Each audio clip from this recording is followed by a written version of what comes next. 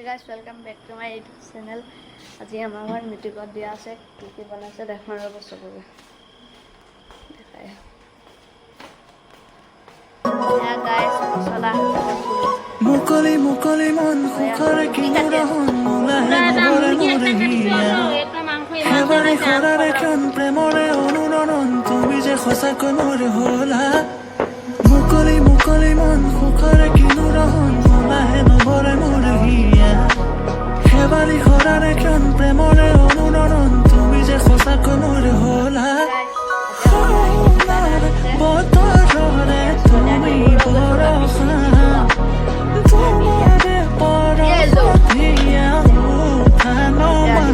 আহিছে